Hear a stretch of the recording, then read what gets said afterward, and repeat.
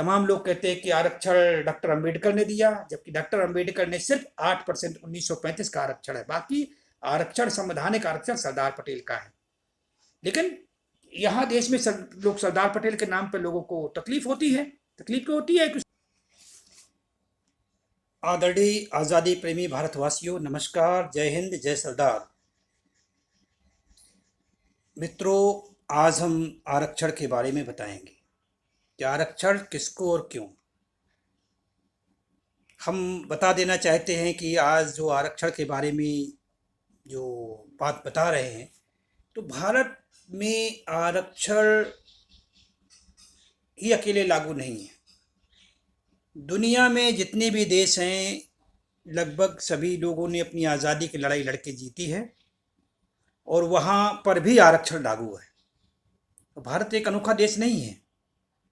आरक्षण दिया क्यों गया है, इसको समझने की कोशिश करें। आरक्षण किसको कैसे मिला है, इसको समझना जरूरी है। आरक्षण जो मिला है उसकी व्यवस्थाएं हैं। तो 1857 में के बाद जो आरक्षण की व्यवस्था हुई उसको मैं बता देना चाहता हूँ। तो 1857 में जब अंग्रेजों के खिलाफ आज़ादी की लड़ाई लड़ी गई, उस समय दो प्रकार के लोग थे, एक स्वार्थी, दूसरा देशभक्त स्वाभिमानी।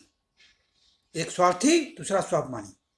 स्वार्थियों में जिन्होंने स्वार्थ के कारण अंग्रेजों का साथ दिया, यानी देश के साथ गद्दारी की, तो जितनी बड़ी गद्दारी की तो अंग्रेजों ने उन्हें उतना बड़ा इनाम और आरक्षण दिया।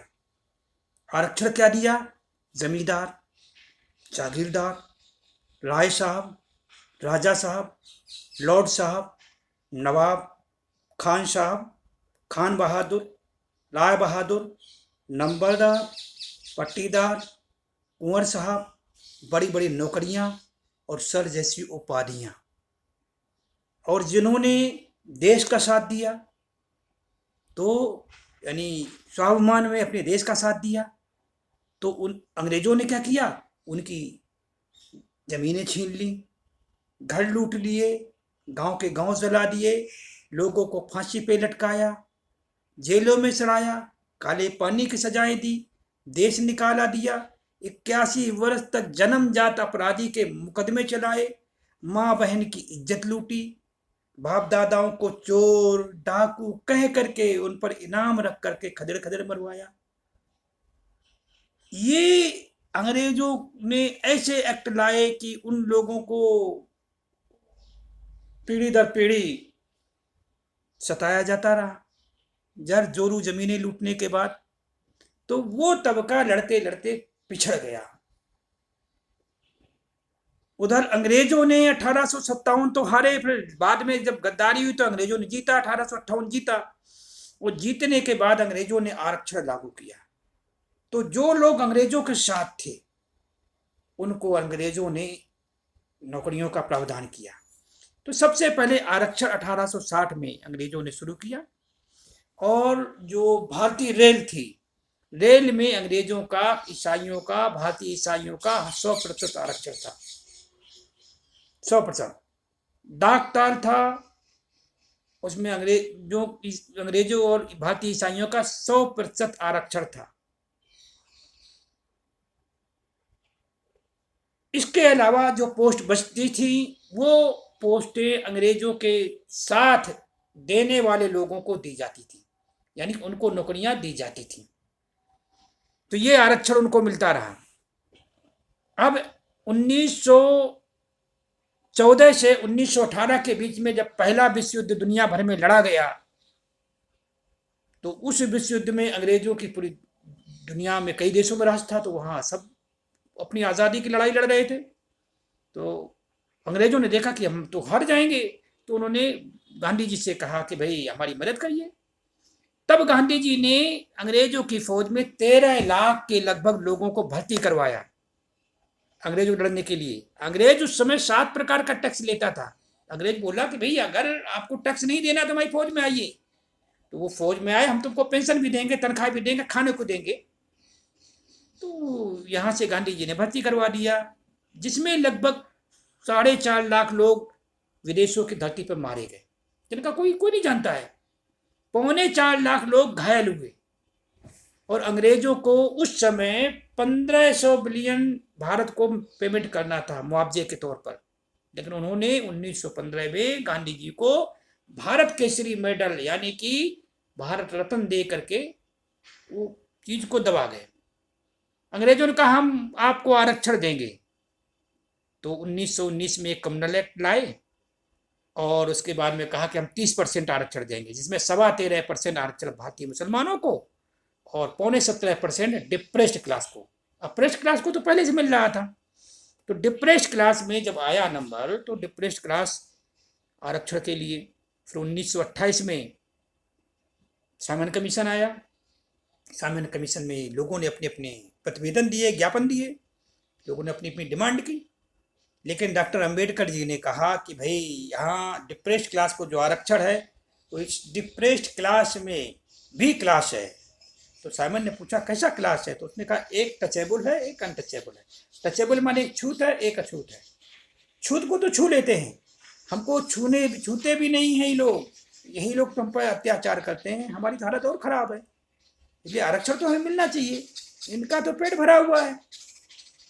तो अंत में 1935 में एक शेड्यूल बनाया गया और अनटचेबल को उनमें डाल दिया गया, तो वो एक शेड्यूल कास्ट कहलाए और उनको 17.25 में से 8% आरक्षण शेड्यूल कास्ट को दे दिया गया, वो शेड्यूल कास्ट बन गए। उसके बाद में 9.25% का डॉक्टर अंबेडकर ने विरोध किया कि भाई इनका पेट भरा हुआ है, इनकी जरूरत नहीं है, ये पर जुर्म करते हैं, तो अंग्रेजों ने 9.25% नहीं दिया। फिर 1937 में ट्राइब्स की बात चली, तो 1942 में एक ट्राइब का शेड्यूल बना दिया गया और उसके बाद में जब भारत को आज़ादी मिलने को ही तो 9 दिसंबर 1946 को जब भारतीय संविधान बनने आया तो उसमें व्यवस्थाएं की गई। तो 27 अगस्त 1947 को संविधान सभा में रिजर्वेशन कमेटी के चेयरमैन सरदार वल्लभ भाई पटेल जी ने, होम मिनिस्टर थे, उन्होंने प्रस्ताव दिया, उन्होंने मुसलमानों के लिए भी अलग आरक्षण दिया, व्यवस्था की, और शेड्यूल कास्ट जो 8% था उसको 16% कर दिया, शेड्यूल ट्राइब को 7% कर दिया, अन्य पिछड़ा वर्ग को के 2 हिस्से किए, एक हुआ विमुक्त जनजाति के रूप में, उनको 32% कर दिया, और जो सेकेंडरी था पिछड़ा वर्ग उसको कर दिया 31%, उनका 63% आरक्षण था। तो ये व्यवस्थाएं थी, लेकिन किसी को पता नहीं। वो सरदार पटेल की मौत के बाद उस आरक्षण को जो है पंडित जवाहरलाल नेहरू ने खत्म कर दिया। उनके साथ में साथ देने वाले कौन थे? पंडित गोविंद राजगोपालाचारी, पंडित गोविंद बल्लभ पंत उत्तर प्रदेश मुख्यमंत्री, पंडित श्री कृष्णा बिहार मुख्यमंत्री, पंडित रविंद्र शुक्ला मध्य प्रदेश मुख्यमंत्री, पंडित जयनारायण व्यास राजस्थान मुख्यमंत्री, पंडित गोपीचंद भार्गव पंजाब मुख्यमंत्री और वीपी सच्चर केंद्रीय मंत्री। इन 7-8 लोगों ने असंवैधानिक तरीके से आरक्षण बंद कर दिया, जो जिसमें विमुक्त जनजातियों को आरक्षण नहीं है मिला। हमने जब ये नेहरू जी ने बंद कर दिया आरक्षण, तो उसके बाद में हंगामा हुआ।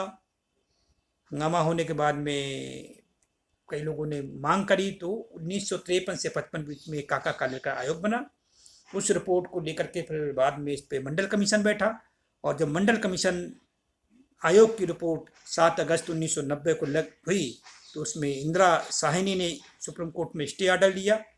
तो उसमें हम सुप्रीम कोर्ट में पार्टी बने और हमने पार्टी बन करके ये आरक्षण करवाया। इसमें सुप्रीम कोर्ट का जजमेंट लगा हुआ, 9 जजों के बेंच का जजमेंट लगा हुआ है।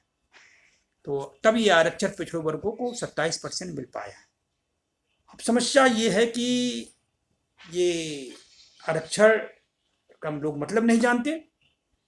तमाम लोग कहते हैं कि आरक्षण डॉक्टर अंबेडकर ने दिया, जबकि डॉक्टर अंबेडकर ने सिर्फ 8% 1935 का आरक्षण है, बाकी आरक्षण संवैधानिक आरक्षण सरदार पटेल का है। लेकिन यहाँ देश में लोग सरदार पटेल के नाम पे लोगों को तकलीफ होती है। तकलीफ क्यों होती है? कि सरदार पटेल का कद इतना बड़ा है, इसलिए आप जो है इस बात को अगले उसमें बताएंगे, क्योंकि सरदार पटेल के साथ कद कितना बड़ा है, क्यों बड़ा है, कैसे है, उस विषय में हम आगे बताएंगे। धन्यवाद। अगले उसमें मिलेंगे। हमारा नाम डॉक्टर ओमकार कटियार है।